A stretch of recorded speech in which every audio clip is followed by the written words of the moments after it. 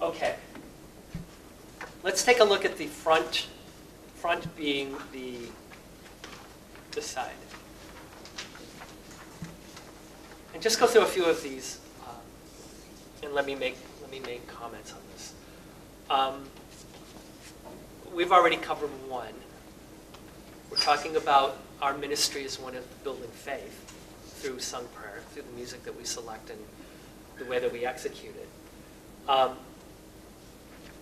One of the things that I had a very hard time, and it became a very strong focus in our ministries the last few years that I was there, is the whole notion and idea of bringing passion to your ministry.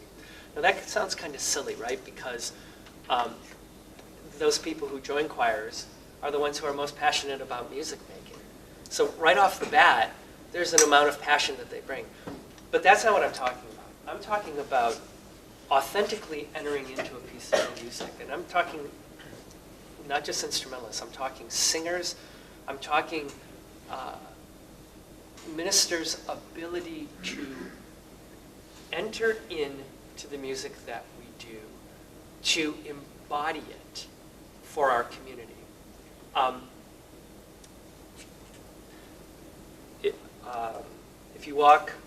If you pass through raging waters in the sea, you shall not drown.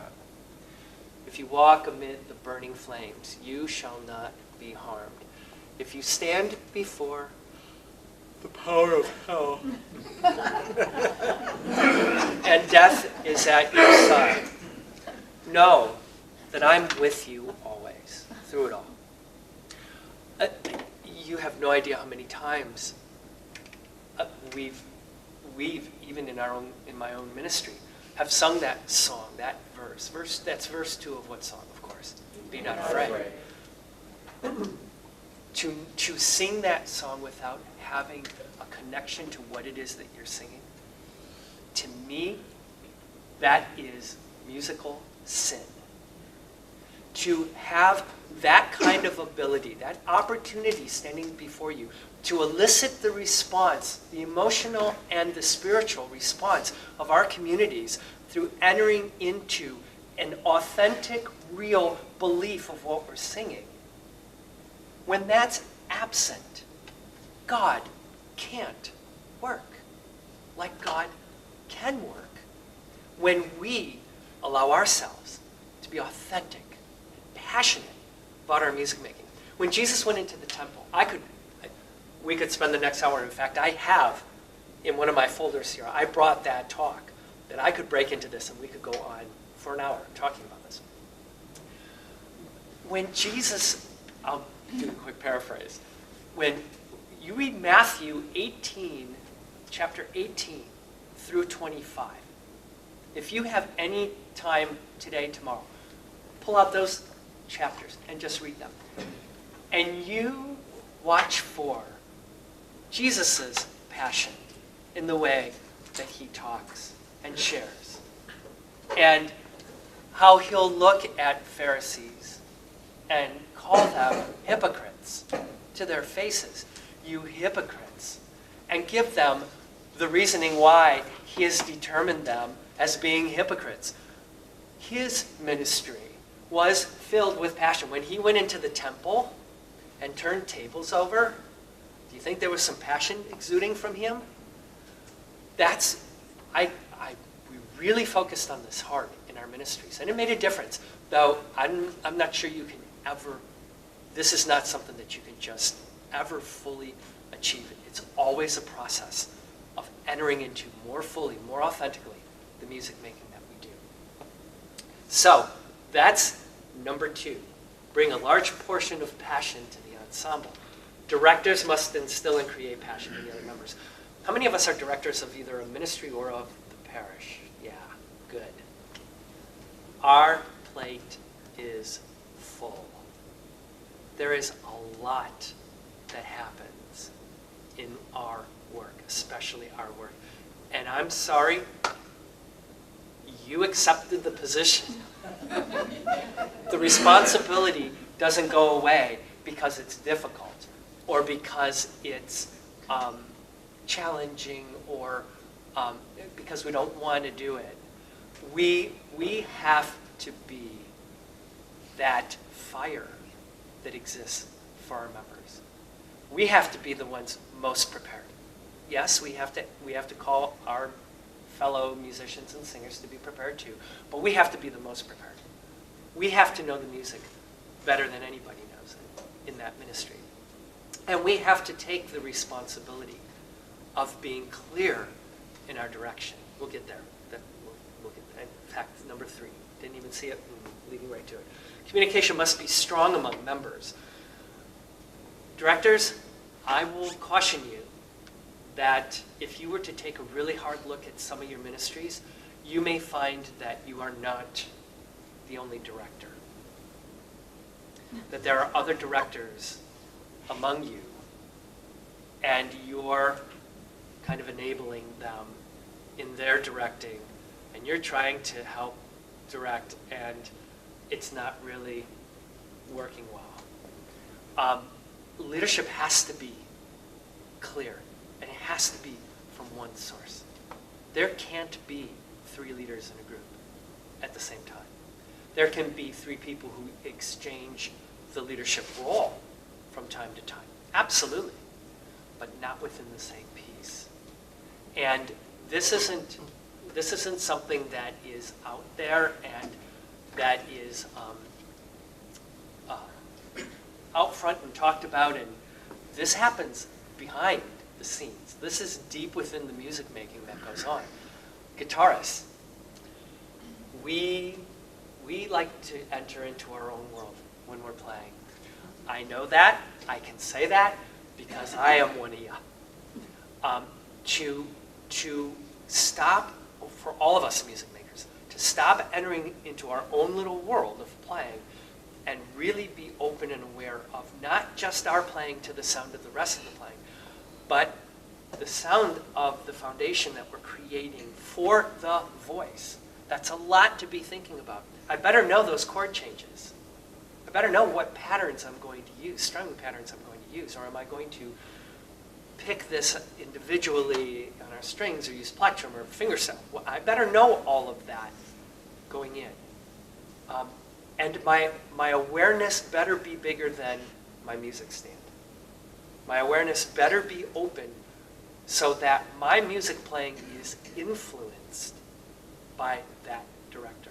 And I need to be hungering for that director's lead. Okay, so there it is. That's all of music ministry, ensemble music making, right there. The last 3 minutes that I just said. How do we get there? Well, there's bits and parts and pieces to make that happen. So let's keep going. Yep, communication needs to be strong, especially from the leader. Defined roles must be followed. There are 2 roles in ensemble music making in our communities. 2. One is a leader, and one is a follower. And leaders, there's only one, which makes all the rest of us followers.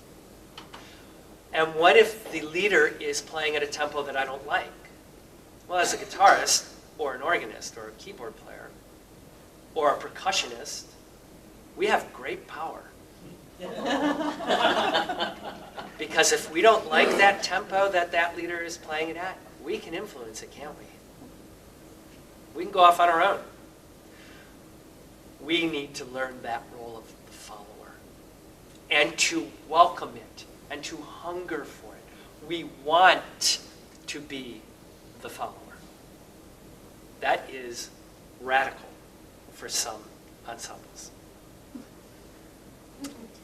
All members of the ensemble must learn to effectively listen. Yep. And listen not to just, again, the sound of their instrument within their group of instruments, the whole group of instruments, the whole choir ensemble, but to take in the sound of that assembly on top of all of that. All members of the ensemble must want to create one overall sound instead of individual sounds. We're going to explore that in a bit and see what that's all about.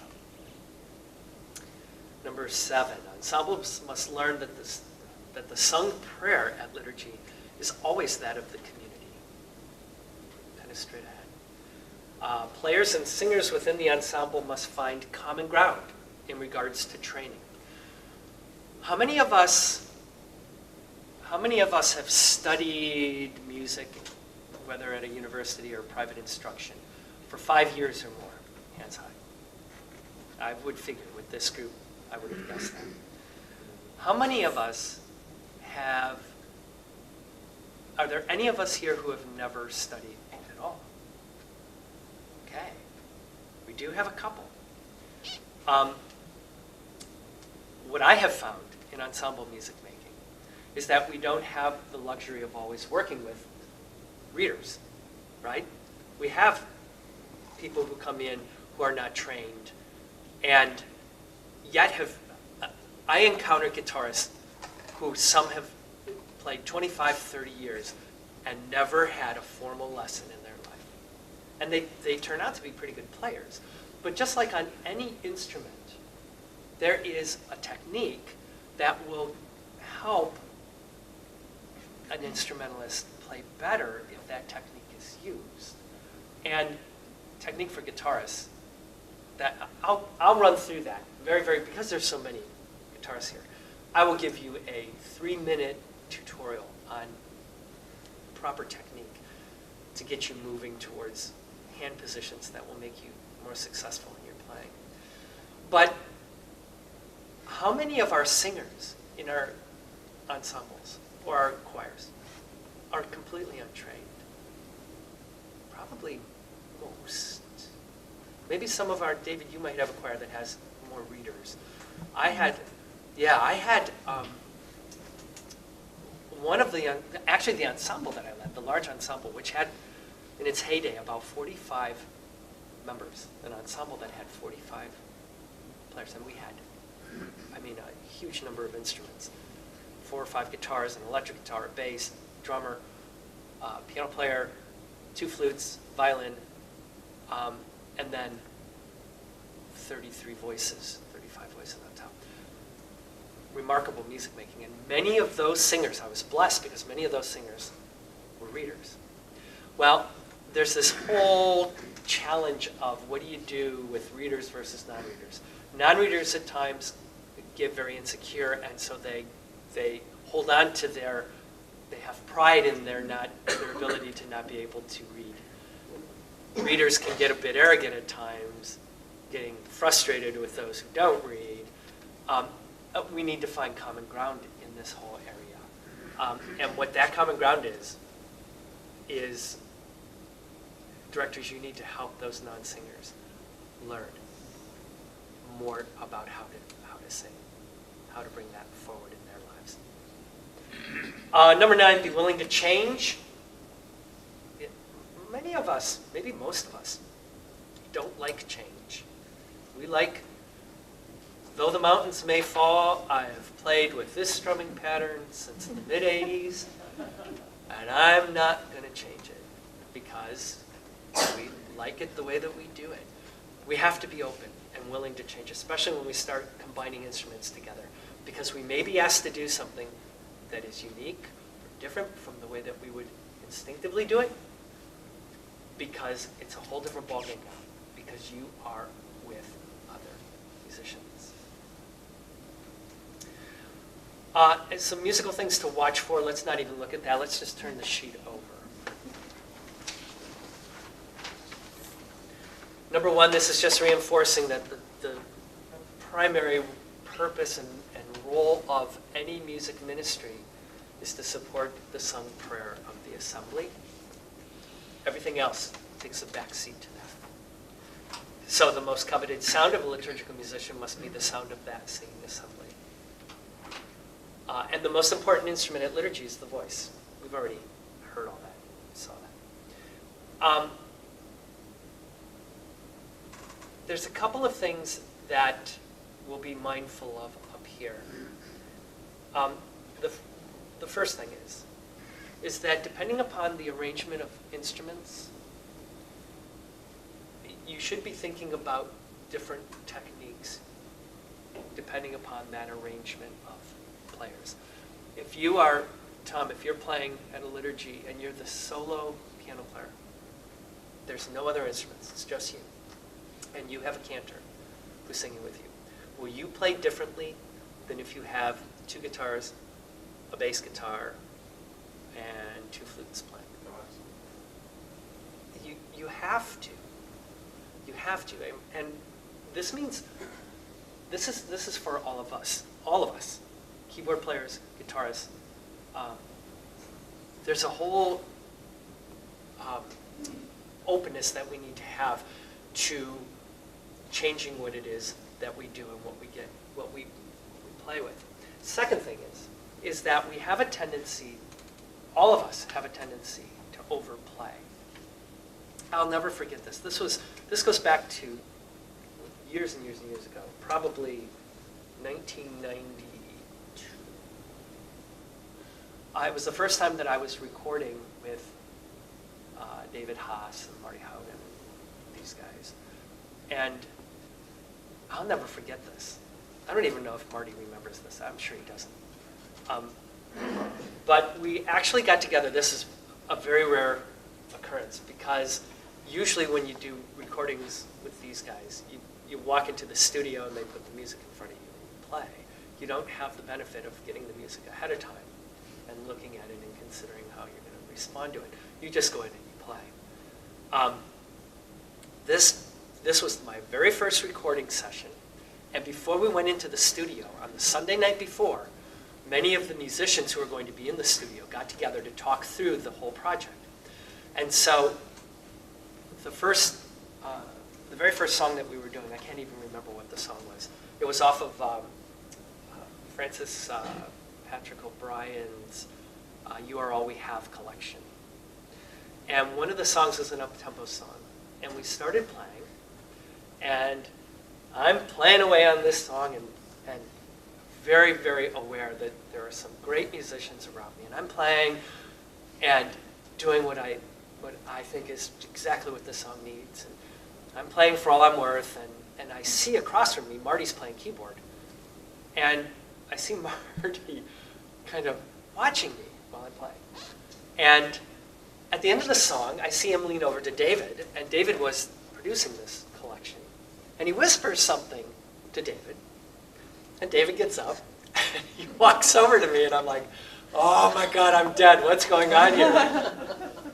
And David looked at me and he said, can you be just a little bit less busy? Less busy. Yeah. And it was my first encounter, true encounter, real encounter, with the concept, less is more. If you walk away with nothing else today, just walking away with that concept will greatly affect the music making in your ensembles. Less is more. Oftentimes, we're not asked to do more. We're asked to do less. Because remember, what's the goal? The singing of the assembly. And we need to create the best foundation to elicit that sung prayer of our communities. Okay? There are other things that come into play here, right? Blend. Blend between the instruments, blend between the voices, blend between instruments and voices. That gets us into a whole number of things. Standing arrangement, communication between the director and the rest of the group, amplifier settings, sound system settings. I mean, there's all kinds of things that come into play when we talk about blend. There is the part of the blend that we have control over, that is the sound that we're creating, and then there's the blend that happens with the amplification of what it is that we're doing. And those are two different types of blend. So we need to be mindful of that. We need to be mindful of what's happening in that, in those arenas, because they make a great difference.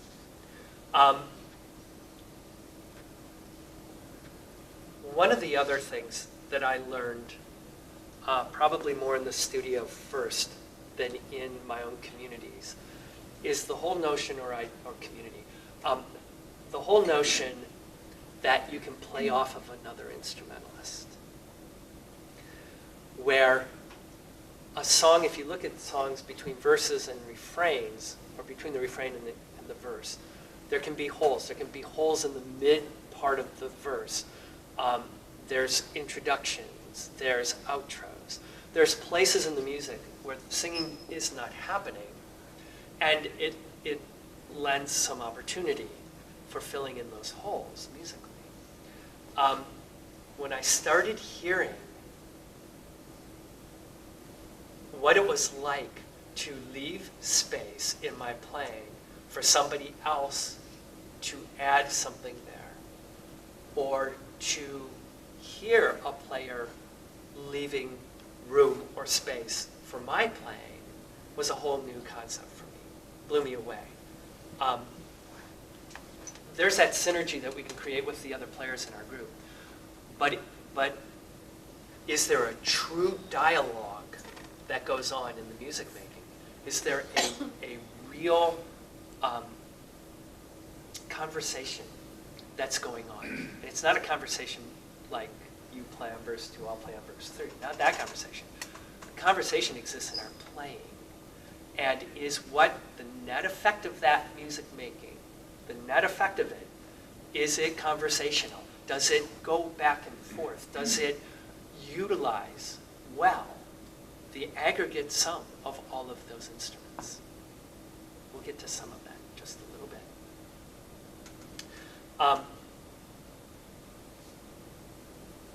How many of us, when we're not playing our instrument, do we enter into singing? If we're a primary instrumentalist in the group, or a leader, how many of us sing if we're not playing? How many of us don't? How many of us just go, yeah, I'm a guitarist, you don't want me to sing? I'd just like to encourage us that really, if we're not playing on a given piece, and it's an intentional decision to not play on a given piece, your not playing is actually helping.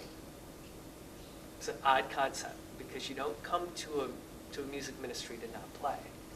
And if we're told all the time to not play because that's going to help the ministry, that's kind of counterintuitive, isn't it? But occasionally be told, it's best for this piece of music for you to lay out. What do you do when you lay out? When you're laying out, what do you do? Is it possible that you can join in the singing of a piece? I would throw out that there's always the opportunity to grab a percussion instrument, but that depends on a lot of things. But that is another option, is to go to another instrument, whether it's a shaker or chimes or something simple. That's always a possibility. So, all right. Lots of information on here. You can definitely take this home and review it. Any questions? Good. I would like to. Just a thought of what you're saying really strikes me, and it's the idea that our interaction as an ensemble is really, it's kind of the microcosm of what happens in a healthy parish community. It's about relationship. So if within your ensemble people are willing to enter into a relationship, it implies a lot of stuff like trust. It implies that the other is looking out for your best interest too. Those things you're talking about that happen among players that like to work together is the give and take that naturally happens. It's a sincere stepping back. It involves a lot of humility. It involves all that stuff that makes community work. And so I think those are way valuable points to make in terms of music making before you ever sit down with your instrument. Is like, do you look forward to the give and take that happens with the people in your music community? You mentioned the word trust, and I would throw a second word in, and that, as as the word honesty. How often do we not share honestly for fear that we're going to hurt somebody's feelings, or that they just can't handle what the truth is? So we caretake, and we walk around issues, and we're not direct in our communication. Trust is necessary for that. Honesty is necessary.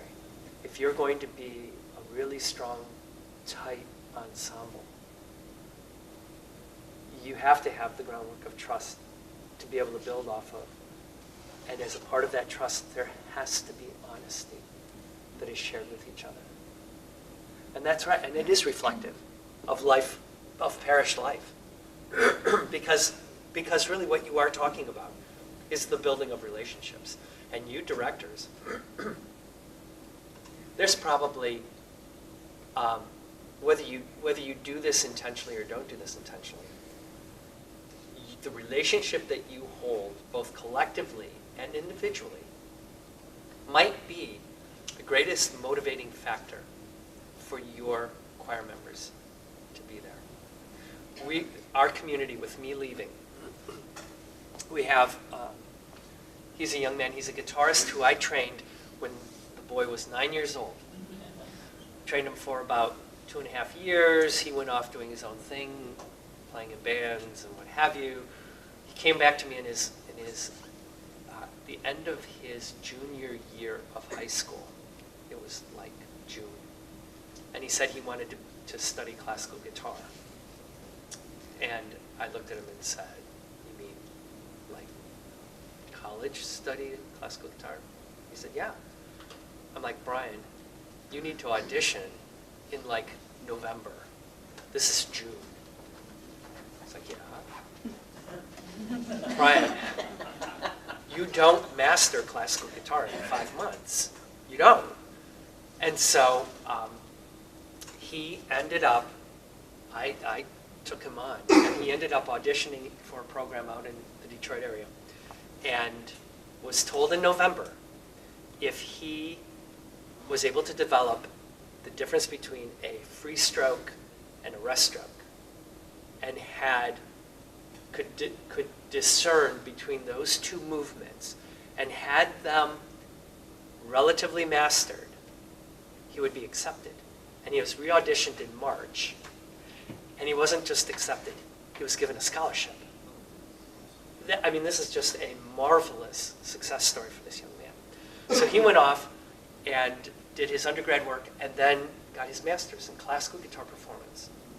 Came back a few years back and said, "Mr. Steve, can I join the music program?" And I'm like, "Yes." And so he started, we started a younger music ministry under his tutelage. Soon he was leading cantor groups with his classical guitar. He was the rightful next person to take over. Problem is that me being in this community for 43 years, what do you think my relationships with all of these members were like? Oh my gosh. I mean, there were people in that ministry who also served 30 plus years, and I mean many members who served for that long. Now Brian is taking this program and running with it. And he's actually, it's pretty remarkable because people are really, really giving him a chance. But his success will depend on how well he builds relationships with those people in that ministry. And I can't do that for him. I can't. It's up to him. And so it's really neat that this young man is taken on this ministry. And it's great that there's the connection back to me having been the one to train him early on. So it will be interesting to see how this progresses for him and how these relationships morph and change and how he finds his way through them. Anything else? Any other questions? Any other realizations or comments? Stephen, in your honest opinion, do you think if someone wants to better themselves, is it better as a guitarist in the classical arena or maybe just in the traditional Well, guitar that's a great arena? question. So, I think the challenge is to find the right teacher, regardless of what style you go after. It can be accomplished in both a general jazz-based, or I don't want to say pop-based, but we can go there. As long as the teacher is mindful of the skills required by liturgical guitarists. That's really the key. And the skill set for a liturgical guitarist is different. It is not the same as a pure jazz guitarist or a classical guitarist or a rock guitarist. The skill set is different. There's a lot of carryover in some of these different styles of playing. So if you're interested in finding instructional help, interview the instructor. Take into them an example of what you're looking for. Show them what you're interested in doing, and you interview them. They're out there. You can find them. And they're really not specific, at least in my experience, they're not specific to any one given style. That's a great question. The situation Jennifer and I and Carla, our third found ourselves in January of 2013, was that our former music director had been there for 20, 25 years. He was incredibly charismatic, very talented, well-loved by everyone. And when he left, many of the high-end choir members, the readers, the natural musicians bailed out, bolted.